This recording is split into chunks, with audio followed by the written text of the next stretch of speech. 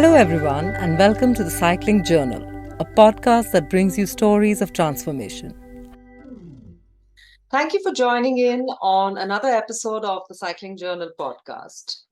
Before I introduce our guest for today, I wanted to talk about a little bit about why I chose the word journal for this podcast. And that has got a little bit to do with the etymology of the word, or rather, the root of this word journal and where it comes from.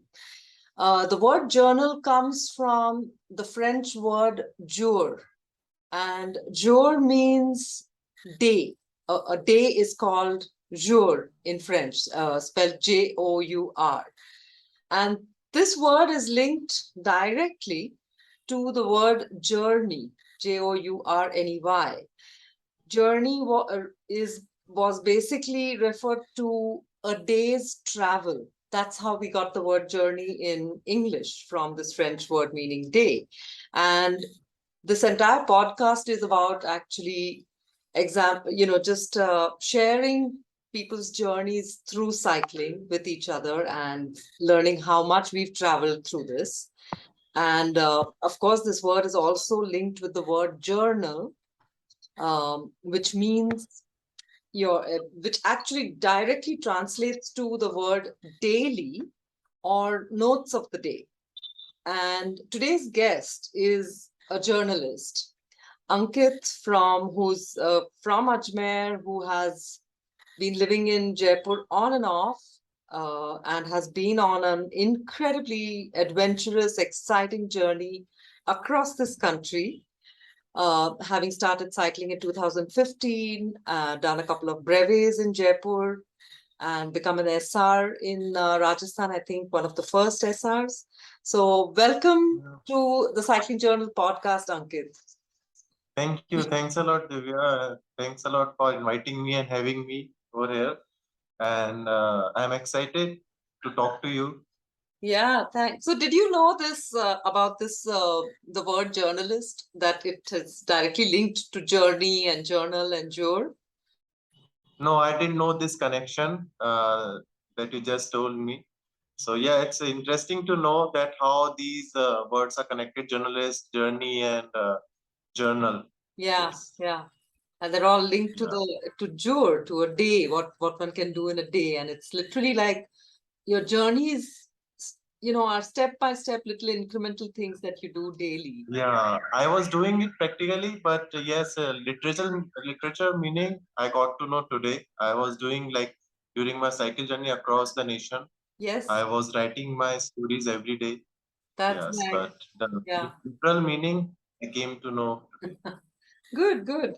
I'm glad. So, before we start to talk about, the big adventure that you have been on, if you could share with the listeners how it was that you actually started cycling. I'm assuming that you might have cycled in your childhood, but then as an adult, when did you take up cycling, and how, Yes, yes, how did yes. that happen? Okay, so initially my experience with cycling was very different. Okay, I started exploring with cycle I think 6 to 7 years ago, and I started it as a fitness activity. I was overweight person during my studies. I was an athletic person during my academics. I was in racing and some other athletics event. But during my advanced studies, I became very overweight. So I thought of started cycling and running. Okay, that I will do cycling and I'll get fit, I'll get better with my health. So in 2014, I started cycling. There was an Indian brand, very basic cycle. I started doing it in my city. Okay, then from Ajmer, when I shifted to Jaipur for my job, for my work, I thought of I thought of starting cycling to work. I was looking around and there were some people who were doing it already, like cycling to work, cycling to their business. So I thought of adopting it as well.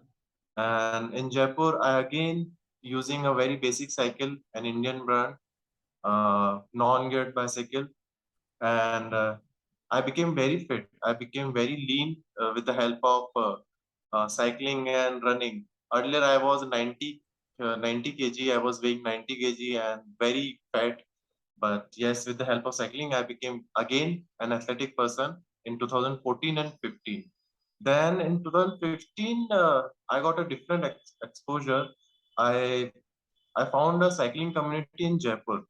Yeah. So they were that was a very big group, Jaipur cycling community, and they were using very good bicycles. They were going around in and around Jaipur and like some beautiful places around Jaipur. They were exploring it on cycle. Then uh, I started reading these stories. Like there are some foreigners who are covering whole world on cycle. That was a very different exposure for me. That Yeah. how is it possible to do it on a cycle? Okay, I was a different guy. I wanted to travel, but I wanted to do it on a motorbike, like everyone does that, like Royal Enfield and all. So I had that dream in 2015 that I will cover Ladakh on Enfield. I will I will travel by SUV. So that was my kind of dream. Yeah. Okay, so I don't know how it happened, but I thought of buying a new cycle and I thought of expanding my endurance and strength. So in 2015, I joined the Jaipur cycling community and With I explored like once I did Jaipur to Ajmer on a non-geared, very simple, basic cycle, and that was what a learning distance? experience. I could do it, but I could do it with lot of effort. Like it's only 120 kilometers, Jaipur to Ajmer. Okay. Okay, and it was my first try, and I could do that 120 kilometers in 13 hours. Okay, and it was very tiring for me, and I was carrying 25 kgs of luggage. So I learned many things that I need to work more on my fitness. I don't need to carry so much of luggage. I need a good bicycle if I want to uh, carry on. So in the next 4 months, I worked on my fitness. I got a new bicycle and I covered some 200, 170 kilometers in and around Jaipur very successfully. And then we decided to organize BRM in Jaipur. That was the first time we decided to organize. Okay, me and my friend Saurabh and Nikhil and all. So we started doing it, and yes, in in the beginning of 2016, we had done our first session of BRM in Jaipur. That so those were my initial days in cycling and how I adopted cycling. Okay. Amazing. That's nice to hear. I know I was in touch with Saurabh during that time when he was just setting up the Yes. brevets there. Um, and Yes. he was one of our youngest brevet organizers. And I Right. Right. we having continuously having to interact with him on um, small issues and conflict resolution and things like that that would turn up. And I remember meeting you. I think I mentioned this in our phone conversation. Somewhere on the in the deep in the countryside in Rajasthan, and I was the race director for the Jaipur Cycling Club's race. I think the Thar. Thar. Yes, Thar. yeah. Yes. And I was a race director, and I walked into one of the control point dhaba, the U-turn point, and you were sitting there, and we just exchanged a few words, and I just Yes. kept it in mind. And then the next thing I know is that you were on some you know uh, incredibly adventurous journey. So Yes. after doing this, um, I would love to know. So you mentioned already that you got inspired by reading about people who were bike packing or traveling across the country. Uh, Yeah. I'd really love to know a little bit more about, you know, Mhm. your travels across India. Okay, yeah. Yeah, so this journey has been very incredible. I have been doing it for the last 4.5 years continuously. But recently, 6 months ago, I had some issues. Hello? I've just muted myself so that Okay, uh, okay, I can yeah, pick up your sound properly. And I put the yes, video off as well. okay. Yeah. So, I started my All India cycle journey in 2017. The exact date is 27th August 2017, which is 5 years ago. Okay, and I have covered half of the India, which means 15 states and 8 union territories till date, and around 21,000 kilometers I have covered continuously. Okay, so my dream is to cover each and every corner of India on cycle, and it's not a distance covering. So I'll tell you my initial idea. When I had started this journey, my idea was very different.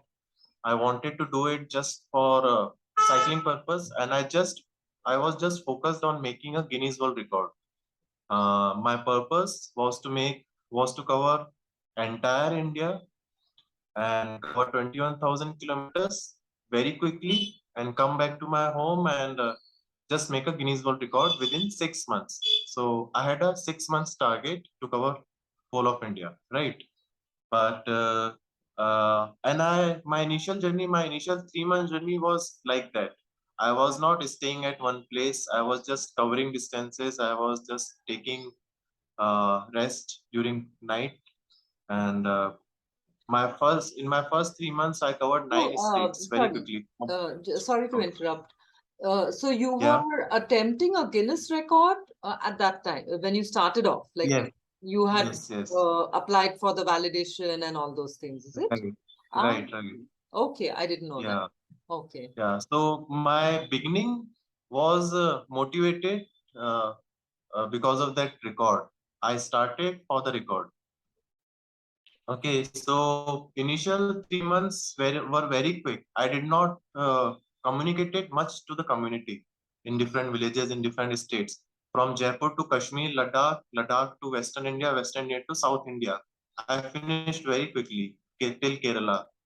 But after that, slowly, and I started mingling with the community of villagers, with farmers, with handicraft artists in South India like Tamil Nadu, Kerala, Karnataka, Andhra Pradesh.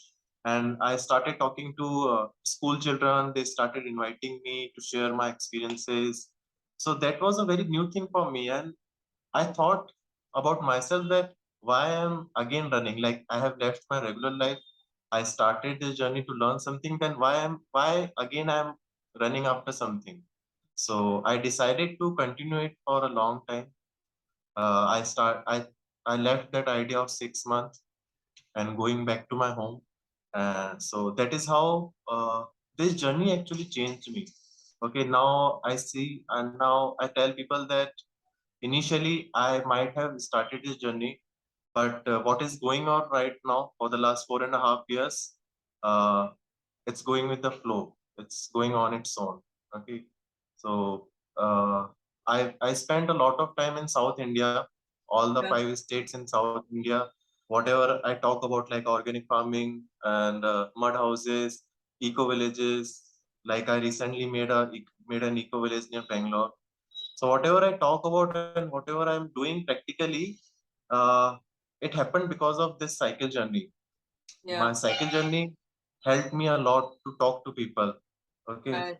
so So, like, yeah, well before I started doing any brevets or any events, so I don't know if you know, but I started cycling in 92. And for the first 18 years, I never did any events. I used to commute, I used to take my children to school on the bicycle. I used to okay, adventure out into the countryside on my bicycle. I was the only person in my socioeconomic that I knew who was doing this. And then, similarly, how you got inspired by somebody, I actually got a hard copy of an article in 2000 or 2001 of this lady, an elderly woman at that time called Dervla Murphy, who was cycling across some part of the planet. She's written a couple of brilliant books okay, also. And so I read an actual magazine article on her, and I thought, wow, that's kind of interesting. And then I Mhm. started bike packing, or I can't really call it bike packing because they were never so long journeys like yours.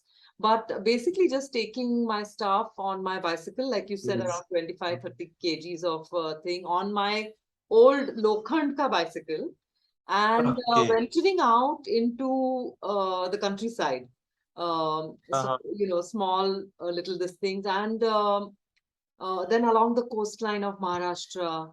And what I discovered this country because I'm from I used to always feel see, my father was in the Air Force, and then from the Air Force we Okay. moved to Bombay.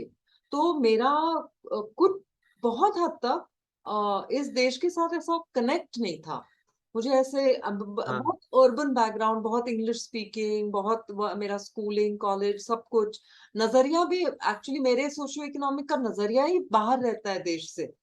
Yes. India में क्या हो रहा है actually, what we are, what the large. So when Mhm. I started cycling like this, going into villages, I used to also trek, of course. That's when I discovered the beauty of this country, of the beauty Yeah. of the people, the hospitality, Mhm. the diversity, food. It's like Right. it's Right. insane how diverse and how Mhm. generous people are. People who have Right. hardly any money. So I can actually see what you're talking about, how you started to discover uh, Yes. this thing once you. So tell me Absolutely. now that when you decided then that you're not going to keep yourself time bound with this Guinness record, etc. It's been 4 years, so um, I'd like to know a little bit more about how did your traveling change then? What was the so till then you were kind of looking at distances and moving. Then at that point when you decided that you're going to be more exploratory and uh, Mhm. immerse yourself into the place that you're traveling through, because a Yes. cycle allows you to do that more than any other vehicle. Yes. Um, so how did Absolutely. so what did you start to do that was different, and what were your experiences then? Okay. Yeah. So you are right that cycling helps you a lot to connect. Like if I tell you, if I was like my earlier dream, like 8 years ago, my dream was to travel by motorbike. Okay. But now during this cycle journey, I have realized that if I were on a motorbike, or if I were in a Yeah, car, so I could not have explored it that much. yeah, Okay. yeah, If I was on a bike, I will cover 500, 600 kilometer within a snap. yeah, Okay. And I will not know what happened in that patch. Okay. And yeah, in a car, in a four-wheeler, whatever I will see like a natural scenery or a good village, I will see it as a television screen. yes, Okay. But when you're on a bicycle, uh, you are totally raw. You are open in the environment, and every climate, every like if I am on a highway patch, okay, and if I am crossing through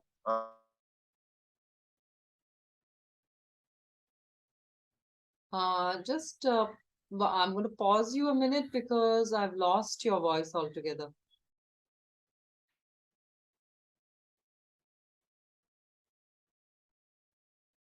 I can Sorry. stop Uh, anywhere easily. sorry, I can Ankit. start. Sorry, Yeah. I lost you for the last half minute.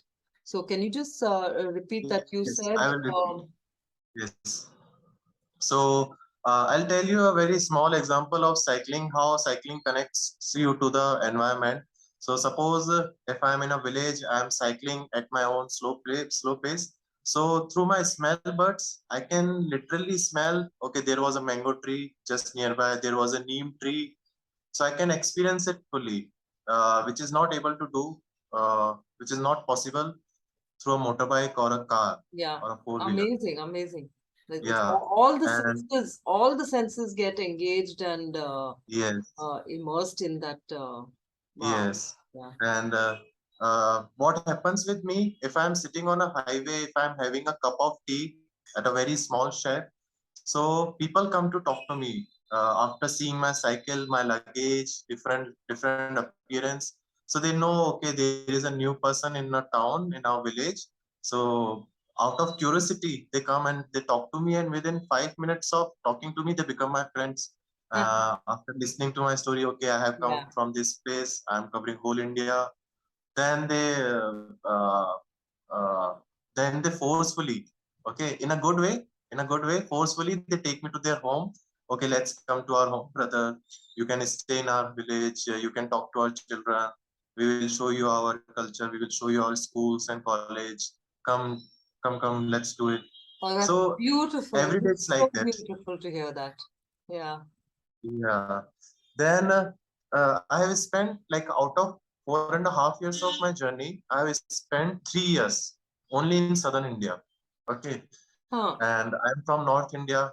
I don't know South Indian languages, but still there was not much problem for me. There was not a language barrier. Even in the villages, even on the highways, people were talking to me in sign languages, and they were feeding me. They're like, I have so many stories from Rameshwaram, Dhanushkodi, Andhra Pradesh, and very small villages near Kanyakumari, Tuticorin, and Madurai, Kerala. Like people they didn't know. Just after seeing me, just from my appearance, they came forward to help me, and they connected to me someone who can help me. So Wow. these little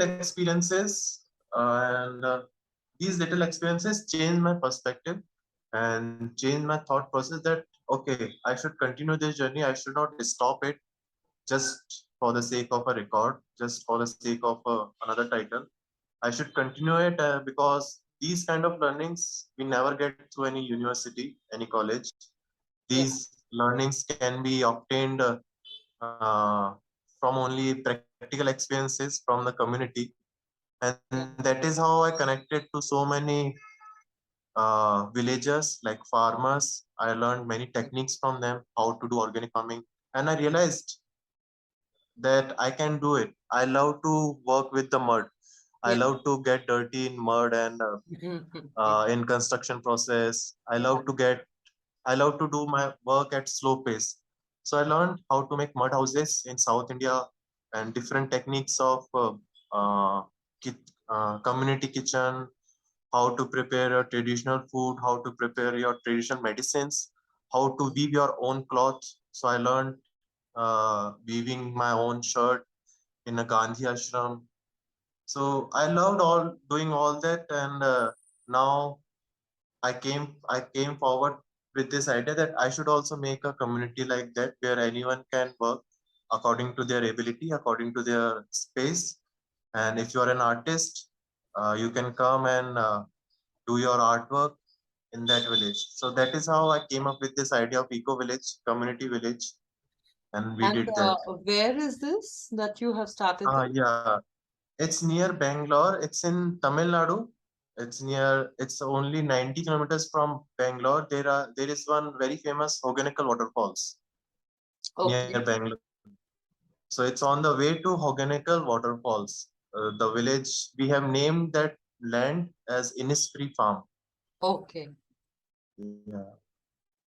I would look forward to visiting you once you're back over Yes. there. Yes. I don't Yes. know if Yes. there's so many little threads on which I'm connecting with so many things that you're talking about, because it was through my exploration of the sorry, it was through my exploration of the Indian countryside and meeting these people that I got interested also in farming, in the natural world, actually, in just everything that connects all of us through nature to nature, and that how human beings are not apart. As much as we are trying to be apart from nature, we are really Mhm. a part of it. And it's so in around 2000 or so, when I did these journeys, was when I went also and volunteered at friends organic farms. Yeah. Over there I would do some farming, so I would cycle there, do some farming with them, meet other people in the village over there, talk about these issues, got to know about so many other. So I interestingly, I traveled in Rajasthan also a couple of times as a volunteer. So I don't know if you've heard about Rajinder Singh ji. Um, uh, he's a Magsaysay Award winner who did Okay, a lot of work with water, okay, empowering villages in Rajasthan who had lost control on their water, who did not have, who the main issue for right, right. all those villages, for that entire countryside was water. So he had started, he went back from Jaipur to live there and he was building check dams. So it was on one of my journeys in Rajasthan Mhm. that I went as a volunteer to do shramdaan over there, Okay, the check dam. So building the check dam, and we walked through the countryside also. And I was introduced to, I attended a farmers meeting in which Vandana Shiva was a speaker. oh yes, This was in 2000.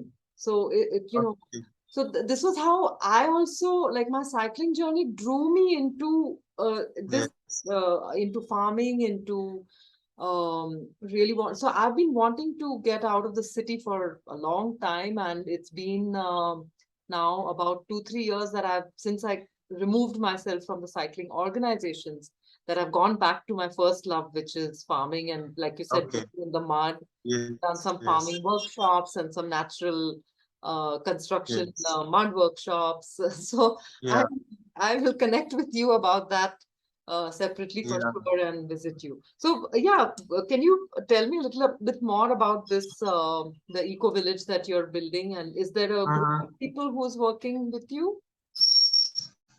Okay, so what happened during before COVID?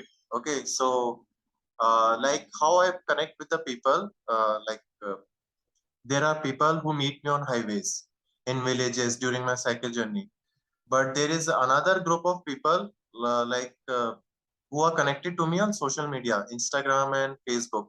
They Right. are reading my stories. They are connected with me. They are talking to me on social media, and even the part of India which I have not covered, which is central and eastern part. Mm-hmm. So those have been waiting for me for a long time. Like West people from West Bengal have been waiting for me for the last 3 years. They have invited me 3 years ago, like from Assam, Guwahati, West Bengal, and I Wow. have not reached there till date. Okay, so uh, there was a family like this in Bangalore when I was in Nagpur. I was in Nagpur in 2019, and there was this lady, Sri Devi Balasubramaniam. Okay, from Bangalore. She is an artist. She is a painter artist. So she connected me over Instagram. She started reading my stories and asked about my journey, how am I doing it, and all my idea of journey and what I want to do. So that is how we connected, and uh, somehow she told me that okay, whenever I'm coming to Bangalore again to South India, I can stay with them. She invited me, and her husband is in army. He is a colonel in Indian Okay. Army. So in 2019, she had invited me to her house. So I said, okay, whenever I'm coming to Bangalore, I'll come. So in the beginning of 2020, I reached to Bangalore from Nagpur again, Yeah. and I started living with them. And suddenly, the COVID happened, the first COVID. Yeah. Okay, so I was stuck there in their house. Okay, so that was the lockdown I spent there, the first lockdown, and even the second lockdown I had spent in their house. So during the lockdown, we started talking, and I told them my idea. She asked me about my dream, the further dream. So I told her that whatever I have learned during this journey, I wanted to implement it in an eco village or a community village. I want to start a village which is open to the community, and we will be doing organic farming. We'll be living in mud houses. We'll be harvesting rainwater and growing our own food, making our own food, and doing art and craft, traditional art and craft, and teaching. We can also teach that, like how Sonam Wangchuk is doing in Ladakh. So I wanted to do that kind of thing. So she liked that idea. She connected very quickly to that idea because they are also from army background and they have traveled a lot of parts in India. And uh, all their life they have stayed in city urban life. They Right. also wanted to migrate to somewhere rural. So she liked and she conveyed that idea to her husband and to her dad. Okay, and they also liked it.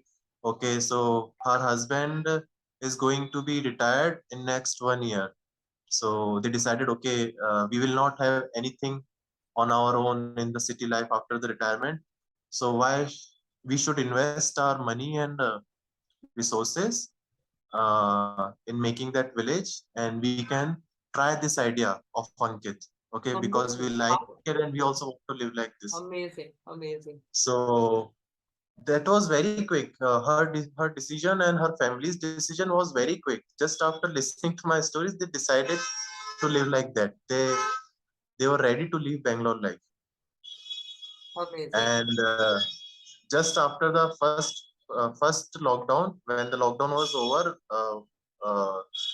and when everything was open, we started looking around the land. Devi and I, we started looking around the lands and villages nearby Bangalore, Okay. and we got it very quickly within 2 months. Okay, it's on the way to Organical waterfalls, and it's just surrounded by all the mountains and tribal area, and that is also an elephant infested area. I It's actually nearby North Cauvery Reserve Forest. ah, Yeah, so there is this very long Cauvery River, yeah. and which turns into Organical waterfalls. Okay. Okay, so we got that beautiful land over there, and we convinced the local villagers we will be doing organic farming and we will be making mud houses. So what happens in India? I have also realized one thing, that okay, we are talking about these things now, organic farming and mud houses and sustainability. So even the villagers, they don't believe in these things. Okay, they want to come to the Bangalore or Mumbai, Pune, and they want to shift into cemented house, and they are relying upon chemical farming. Okay, Yeah. so when we told them our idea, so they were not convinced, and most of them were laughing. Sir, madam, this will not happen. You will not be successful in organic farming and mud houses. Why are you coming from Bangalore to our village, and why do Yeah. you want to live like this? Bangalore is a very good place. You should continue living there. So, but after some time, when our vegetables, all the vegetables, green vegetables, okay, root vegetables, all flowers, when they started growing up organically without any chemical, then the whole village was coming to see how it happened. Oh, that's Then they were amazing. That's then they were fantastic to hear surprised. that. Yes. Yeah. Because Then when we were making mud houses, yeah, so that then also they were not convinced. When we were making eco toilets without without the use of water, right, then also they were very surprised. They were very unconvinced. Okay, sir, right. you will fail here, madam, you will fail this. But when the mud house was prepared with all the glass bottles, we had also collected glass bottles. We Yeah. made eco bricks with the help of plastic bottles, our own waste. Yeah. And what happens? Organical Waterfalls is a touristic place, very big touristic place. And like I told you, that is a elephant infested area. So a lot of elephants come to drink water in the nearby lakes. We have so many water bodies near our land. Yeah. So tourists, they come, they drink alcohol, and they throw those alcohol bottles in those water bodies. So Uh, Sri Devi and I collected all those different colored water bottles, alcohol bottles, and we put it as a decorative items and as a eco brick in our mud houses. oh, that's lovely. That's Yeah. fantastic. So the Yeah. whole village was coming to see our mud Yeah. houses. We made two mud houses. The whole village was coming to see our mud houses, the decoration of glass bottles. I made one mud sofa also. You must have seen on my social media. Yeah. Yeah, so mud sofa, everything the whole village was coming to see, and we thought of putting a ticket for everyone. Just kidding. Yeah, Right. just kidding. Yeah, but yeah. So now everyone was surprised. Then they thought of adopting eco toilets. Some of them told that okay, we also want to do this eco toilets in our home. So we said yes, we can do it. It's very easy. Yeah. So this is also learning that okay, you have to do something to make people believe. Otherwise, everyone is talking about these things, but until unless you do it, no one will believe. And when you do it, then everyone will come to Yeah. see it. I mean, it's a very simple thing. Actions speak louder than words, Yes, and it sounds very yes, cliche, but it's the fact. You can say yes. whatever you want, but those words don't have any meaning until you, and then just by simply doing something, by demonstrating it, it could work. Right, Amazing. I've right. so I homeschooled my children, as you know, I think. And Yeah. I think in 2008 or 9, we did, I mean, I worked physically at doing this. We did a workshop over here on sustainable um, building using earth-friendly materials, using waste. So we use tires and, like you said, bottles and mud and bamboo. I'm actually trained as an architect, by the way. And Mm-hmm. I stopped practicing very long back. I think when I took up cycling, I stopped practicing the Okay. conventional architecture. And so Uh-huh. when I did this workshop, I really enjoyed it, being hands-on and creating, because one of the things I used to feel about our cities and the homes that we live in is that you can't see the human touch in these buildings, Mm. in this steel, concrete, in these materials. Yes, yes. You don't see the human touch. You can't sense how the scale also. There's a, I mean, the scale of human beings and these buildings are, the buildings are overpowering compared to what. So when you make these mud structures, Yes, when you make the the natural homes, they are because of the material, because of the effort that's going in, that because of doing it by your own hands, the human touch immediately gives a different energy to these dwellings. The scale yes, of the dwellings all immediately grounds you, because it allows you to be who you are rather than a minuscule person in a huge building. You're right. occupying the space. Those dwellings breathe through Mm. the air and things, so it's so much healthier and so much better for all of humanity to be Actually, and even uh, the temperature also, the mud house temperature, it adjusts itself automatically. yes, yeah, yeah, wonderful. That's so um this eco village is now sort of completed, or there's still a lot of work to be done there? Yeah, still a lot of work. Uh, we have only two mud houses and one a very it's a wooden house, but it is being used as a storeroom for all the Okay, tools of farming tools and construction right, tools. And right, we have two eco toilets. Okay, one mud house is shaped in hexagonal shape. So that is all. That is one different thing I also learned about shape, the structure. Like yes, we are all always in rectangular shapes and square yeah, shapes. So I learned it from southern India only. Okay, like yeah, hexagonal, octagonal. So they are like sacred geometry in yeah, architecture and even in other cultures also, like in Tibbet culture, in Roman cultures. So they are called sacred geometry. And apart from that, they are very good for like airy system is very good. The ventilation system is very good in hexagonal or octagonal, yes, and yeah, the sound, our sound when we are talking to someone, a group of yeah, people, so we don't need to shout or we don't need to speak loud. yeah, Even if you are whispering, you can easily and clearly listen to that person. yeah. That kind of structure. So I'm So curious, are you still cycling? no, in the last 6 months, I had this medical issue na, in Right. my liver and lungs. So I have taken a break for 1 year to recover Okay. with my health and to work again on my muscles. Oh, Then next year I'm going to start again with rest of the journey. Like half of ah, India is still pending. right, Yeah. right. So, and while you were doing this construction at Innisfree, were you at that time you were still continuing to use the bicycle, or Yes. not so Yeah. much? Ah, okay. I was using. Yeah. Yeah, Like yeah, in and around. In yeah. and around Bangalore in South India. And what I did, like, I had this medical issue in this December 2021. Okay. Okay. And before that, I was working in that eco village. I was making Right. that.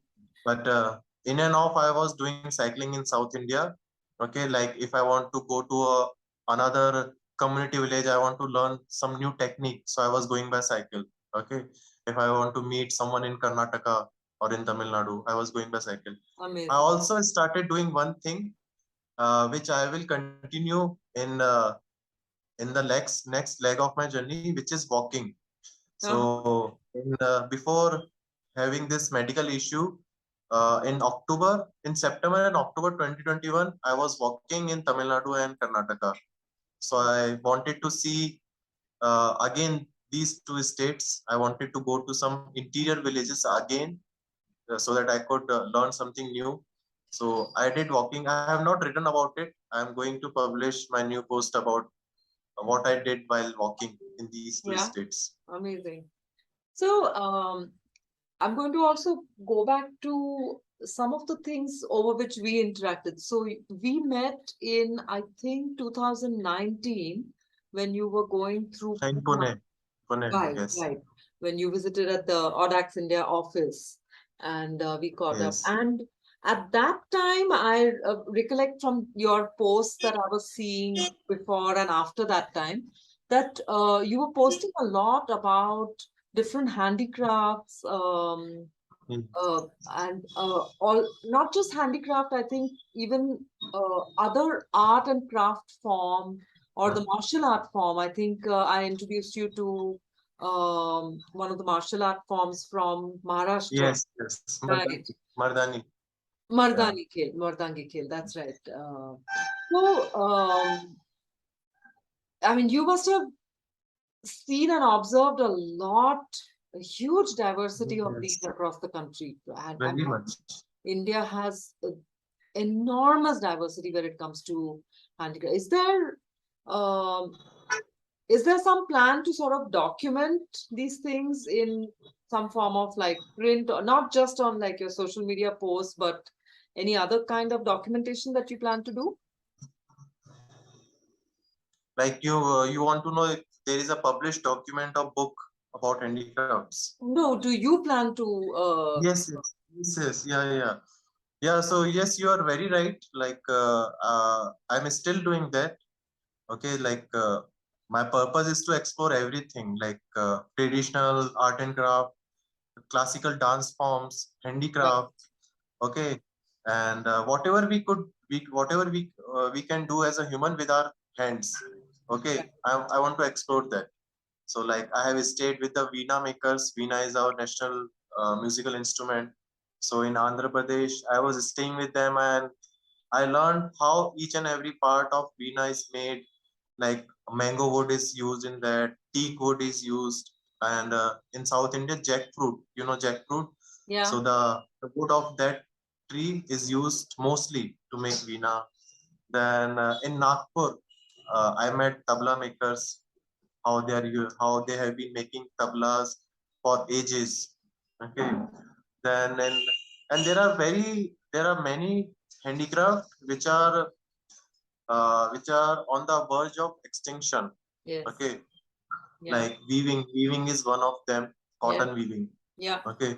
And I have always liked weaving, like and it's uh, again I want to talk about that.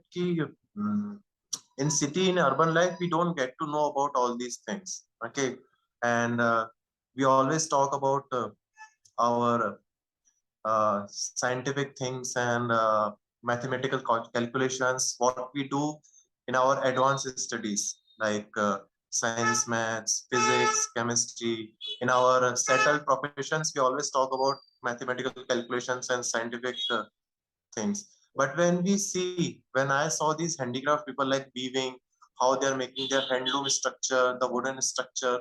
Right. So the scientific thing and mathematical calculation, they're present there. Yeah. There is no Yeah. document for them.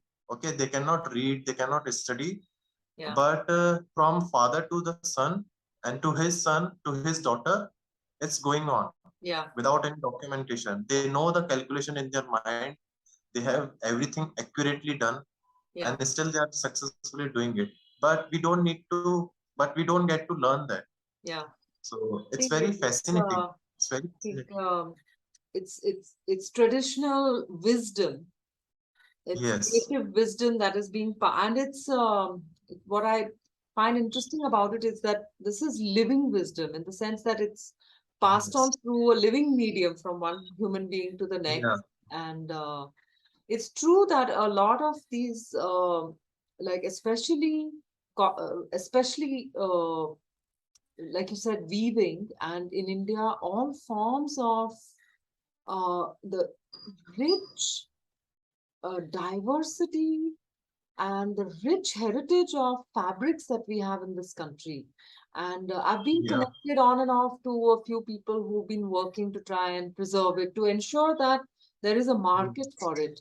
And the unfortunate problem is that the market is not valuing that enough, which is the reason why these things are Mm. dying Right. out, because the message that the market is giving, and when I say market, it sounds like some vague thing, but it's not market. It's each and every single human being who's making a choice Right. of buying Ah. synthetics or buying something else, instead of saying that, it's okay, I want to spend more money to make sure that I have a real cotton hand woven piece of cloth, and I use that because my skin is going to be better using that, my health is going to be better using that.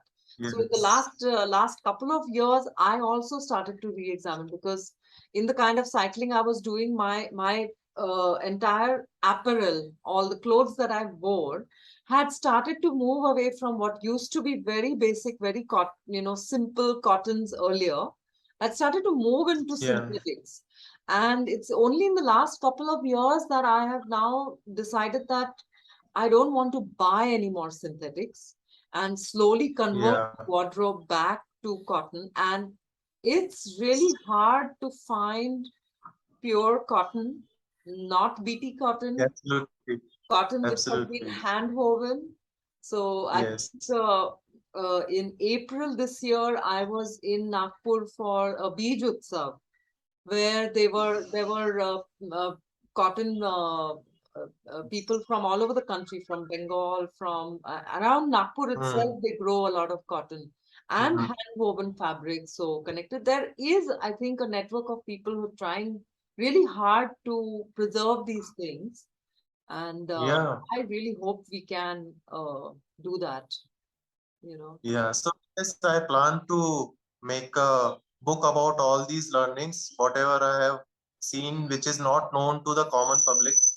There are many facts about handicraft and weaving and different classical dance forms, our music, Indian music. I have seen many hidden facts. Okay, and I have gone to those villages where all these arts have started from.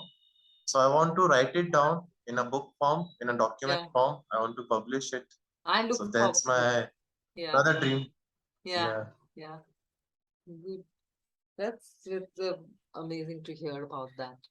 Um, so it's very obvious that from the time that you started cycling, and from the time that you uh, dreamt of this, or not dreamt of, but started the execution of this Mm-hmm. adventure and Yes. journey of yours, that like your whole perceptions, who you are as a person changed.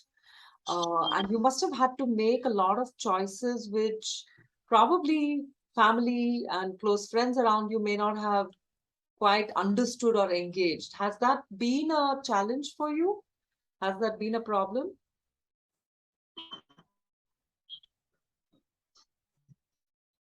Okay, so family has never been a challenge for me.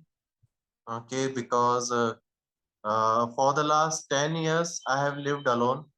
Okay, during my studies also I was staying alone. Then when I shifted to Jaipur for my work, then also I was staying alone. And whenever I started learning cycling for adventure purpose, like 6 years ago, when I started doing BRM, when I started exploring nearby states of Rajasthan like Delhi, Punjab, Ludhiana, and Haryana, and Uttarakhand, I was doing it all my own. Like my family was not knowing that what new things I'm doing with cycling. Okay, they just had a simple idea. Okay, I have started cycling, and this day I'm going here.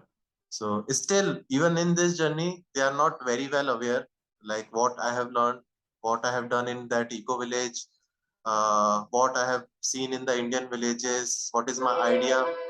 So they are still not aware, very well aware. They are into their own city urban lifestyle. And my lifestyle is very different.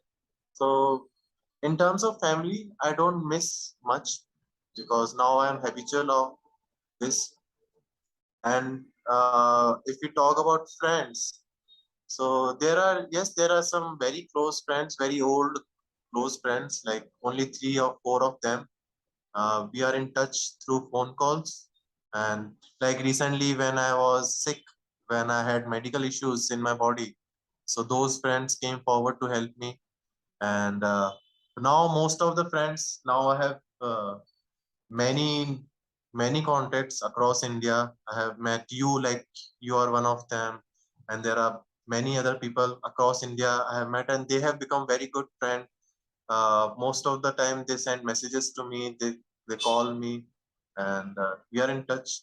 So challenges wise, I think uh, I would say yes, if you are into this kind of journey, so yes, you have to, you will miss your old lifestyle sometimes. You will miss uh, your home sometime. Okay, because at home you get pampering, you get very good food, you get your choice of food, like some sweet dish or some special delicacy. So you will have to miss all those things. So very small challenges I see. Yeah. And Yeah. I think that being on the cycle anyway prepares you for discomfort, prepares you to, uh, Yes, have actually. different things happen to you. That's Yeah. great. So in See, a way, like I tell you, how my journey changed. Like one thing I told you, like my initial idea was to make a Guinness World Record, and then slowly after 6 months, it all changed. Now I am a different person with a different purpose, different cycling journey. So that is one thing. There are other small things, like if you see my initial pictures when I was in Ladakh and Kashmir, Punjab, I was carrying 40 kgs of luggage on my cycle. Okay, two big pannier bags. Okay, one another bag, one tent, one sleeping bag, one laptop, two three electronic gadgets, and some 7 to 8 pairs of clothing. Okay, uh-huh. I didn't know. So I was doing it uh, because of the influence. Okay, because I have seen it, other people doing it in the same manner. So that was an influence of some foreigners or some other travelers. Okay, I also need to do this. But Right. while during while doing it, I learned all these things, that I don't need to carry all these things. I don't need to carry 40 kgs of luggage. Okay, I was in mountains, so okay, I can use tent and sleeping bag. But when I am in cities, when I'm in villages, if my purpose is to know the community, so I should stay with the people in their houses, in their farmland, in their farm stay, in their huts. I should stay with them. I should eat with them. Why should I use tent or sleeping bag? So I skipped that part. I left my tent and sleeping bag. Then I reduced the pair of clothing. Then I started carrying only 2 pairs of clothing, which I keep changing every month or 2 months. Okay, I left all my electronic gadgets, laptops and all. I carried only mobile phone and one charger. Right. Now my luggage is for the last 4 years I was carrying only 5 kgs of luggage, 5 or 4 kgs of luggage, just a small bag. So that is also learning. Uh, I I tell it to everyone. Like what happens when we are in a corporate job, okay, or when we are in a urban lifestyle. If you want to know the style of a person, okay, if you want to know if he or she is very stylish or very if he or she has an etiquette. So look at her shoes. If they are very clean, if they are very polished, that means they are good. Okay, they are very well dressed or Ah, very well mannered. ah, But if you want to know who is a true traveler, look at his luggage. uh-huh. Yeah. So that is how you will know who is a real traveler, who is a real Yeah. explorer by looking at their luggage. Yeah. Yeah. I think, yeah, it's great that because when you shared all this, like literal baggage, when you shared Yeah. this baggage and become Yeah. minimalist, it allows you to travel deeper and longer and, far more without it. Yeah. Yeah. Because the burden is in our mind. We have to Yeah. take care of so many belongings. Then we are worried, okay, something happens to our luggage or cycle. And it's our body. Okay, cycling. In cycling, we are using our own body, our own strength. So Right. why to give stress to our body? Yeah. So all these idea, then I also learned, okay, what I'm doing, it's not a new thing. Okay, there have been many travelers. Whatever we are reading through histories and geography books, that has been written by the travelers from different foreign lands. Okay, Right. Yes. and like if you talk about Swami Vivekananda, okay, and Baba Amte, okay, and so they were also into these kind of travels. They have traveled across India, across the world, and they were not carrying anything.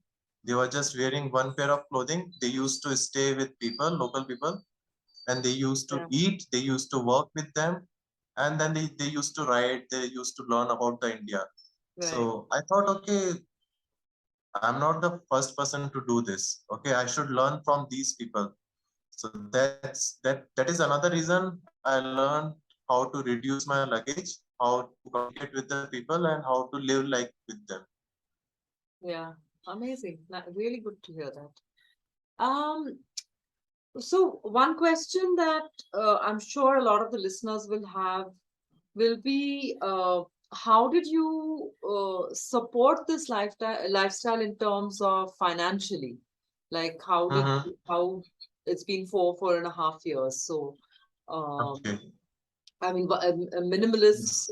I'm assuming of course, there's minimal requirements when you're on the cycle, but still there's some Yes. Yes. needs that need to be met. So, how do you do that? Okay. So initially, when I planned for this journey, okay, in Jaipur 5 years ago. So first thought that I will leave my job, and I literally left my job for this kind of journey. Okay, and that is one reason I was able to do this for 4 years. Okay, because I had decided, okay, I'll not go back to my regular lifestyle, and for 4 or 5 years, I left my job. Then initially I had some savings, like only 80 to 90,000. I had some of the savings with which I started this journey. Okay, and that saving I used to purchase one action camera, small action camera, to get some clothing to repair my cycle in Jaipur. So that saving was used in these things. Then there were some NGOs in Jaipur, okay, like Roundtable India and other NGOs. So they helped me in a different manner. Okay, so they No. have some schools all across India. Okay, so they helped me in a barter system whenever I am going to the any city like Chennai, Bangalore, Pune, Mumbai, Ahmedabad, Surat, anywhere, big cities. So those people will host me. Okay, my stay and food will be done by them, and I'll visit their schools and I'll make a small video and a documentary about their work, like how they are providing infrastructure to the schools and all. So that was the idea in my initial 6 months in 2017 and 18. I did that work on a barter system. So that was one kind of sponsorship which did not include cash. It was a Okay. barter system. Yeah. Then uh, then after that, when that thing was done, when that sponsorship was done, then rest of the journey I was on my own. So it was very natural. I had a little, very, very little money. Okay. And wherever I was going, I was working as a barter system. Like if I'm with a farmer, I'll work as a farmer, or I will learn from them, or he will learn something from me if I'm staying with a woodworker or a carpenter.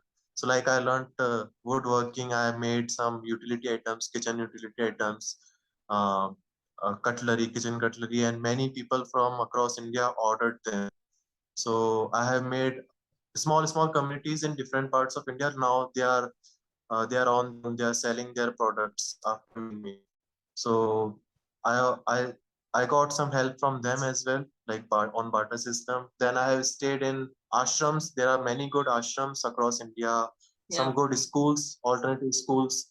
So whenever they call me to talk to their children, so I stay with them for 1 week, 5 days, or 3 or 4 days. So that is another way of barter system. Then whenever I'm going to I had some speech session in Christ University Bangalore. So whenever they call me, they pay me something for my speech, very minimal amount. So that helps me for some time.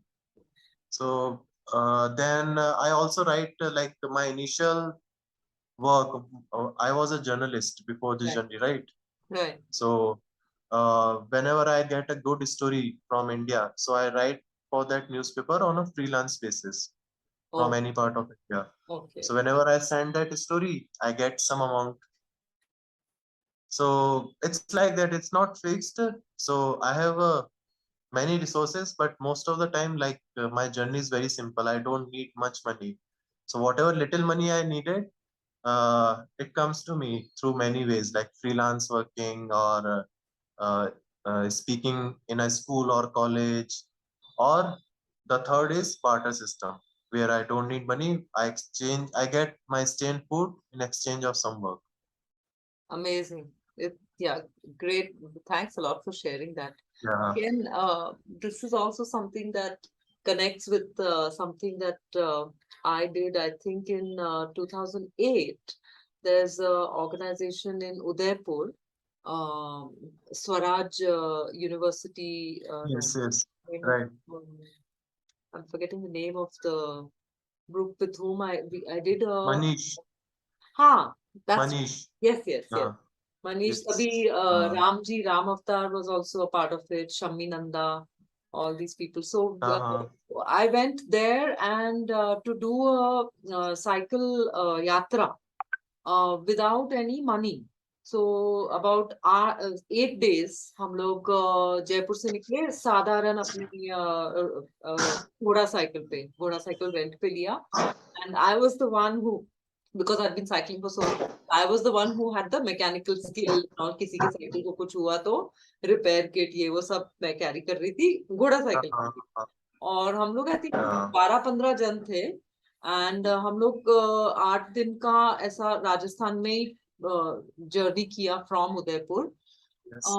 It was not, the distances we were covering would not have been more than 25-40 kilometers a day maximum, maybe a little bit more, I don't remember. But the idea was that we didn't carry any money for this reason, to try and explore the possibilities of living outside of the material needs and understanding ke finally our needs are very little, very small, and they can be met Yes. easily.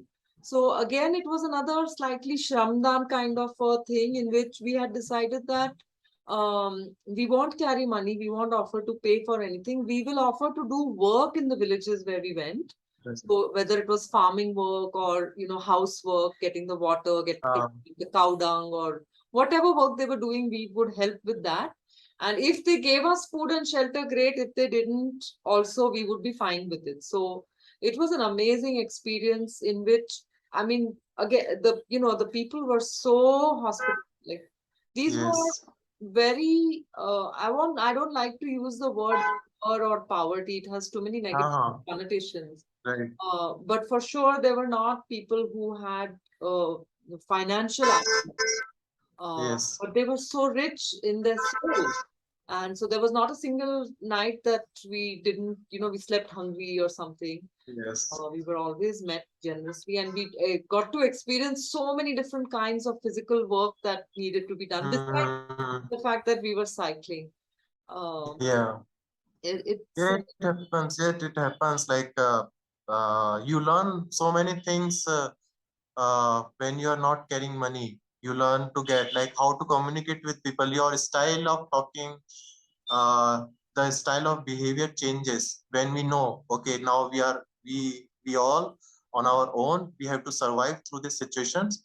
So we learn so many things out of nowhere. Okay, yeah, like and I learned these things in Chhattisgarh area also. Like I like the tribal lifestyle in Chhattisgarh and Madhya Pradesh, and I have spent a lot of time in Bastar area of Chhattisgarh. There are also many handicraft, the tribal handicraft, which is very rare. yeah, Okay, and I used to walk like them, like they are barefoot in mountains and hills. They walk barefoot, right, uh, uphill, downhill. So I also adopted that lifestyle. Initially, it was very tough for me because for the first time I was walking barefoot on uh, stones and pebbles and uphill. Okay, right, my feet were getting hurt.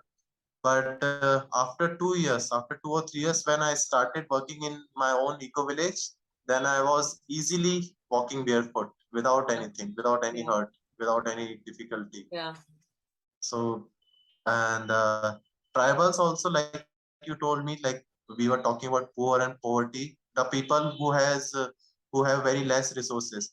So tribal, they are living very simple lifestyle. They are also very shy. They don't talk to outer people very much, but when they are comfortable with the people, uh, they are the greatest. They are yeah, the greatest host if they are comfortable. Okay, so I learned, like I saw their lifestyle. They are not bothered about their earnings. Okay, they work on the daily wages, and if they don't like to work, they will not come. They are okay not earning. right, Okay, yeah, okay, they will drink their local drinks, their local alcohol, and they will do their dance and all. They will do their own farming, the rice farming. They will do hunting, and they will get their food. yeah, So it was very fantastic to think like them. If an economist will go to their forest, he will think, okay, what is happening here? yeah. And how can we exploit this? Yes, yes, Yeah, it's great to hear that, so much of these things is still preserved in India and still exists in India, I mean, yeah. uh, Actually, yeah, I think, that's why I wanted to do this. That's why that is another idea of my journey that I learned that I want to continue this journey for long because I want to see things without any textbook, without any newspaper. Okay, we can read newspaper, we can read textbook, but we should not consider it as a fixed thing. It's knowledge is never fixed. It will change every time. yeah, So I wanted to see real things, real people, real culture without any textbook. So that is another idea. yeah, I am doing it for a long time. yeah. It's more about experiencing reality Yes. directly rather than having it filtered through some communication medium or social media or something. Yeah. Yeah, amazing. So, what would you say? Do you have any regrets about the choices that you've made? I'm just curious. No, there is no regret. Okay, there is no regret about starting this lifestyle. There is not a single regret about starting this lifestyle. Yeah, Okay, but what happens when you are into a lifestyle, be it a regular lifestyle or be this kind of different lifestyle, you will you will make new regrets when you are continuing with that lifestyle, right? It's been 4 years to me. Hmm. So during these 4 years, I think there are some regrets.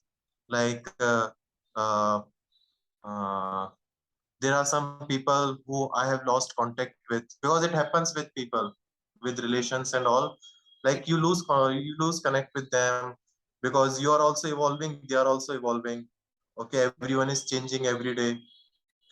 So the regret, most of the regrets are with the people, with the friends, with the connection, with the new connection I had made during the journey. I am no longer in touch with them. So I think that is the biggest regret for me. And yes, I miss those people, and I miss staying with them. I miss working with them. But yes, like I told you, everyone is evolving. So yes, it happens. Right. And also, to some extent, your connections and family has expanded to include so much more, so many more people that Yes. with some there will be some uh, Yeah. And this journey is also about your journey. Like apart from knowing the culture, apart from knowing the outer world, you are knowing yourself. Okay, you are knowing your weaknesses, you are knowing your strength. You know what mistakes you have done. I know about myself. Like I read a lot of psychology as well. I like to read about that.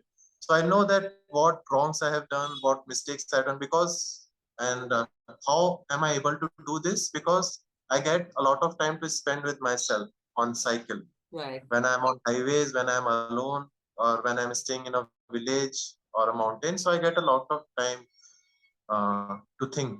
right, I yeah, get to know, okay, in that situation, I have done something wrong. In that part, okay, I did something wrong.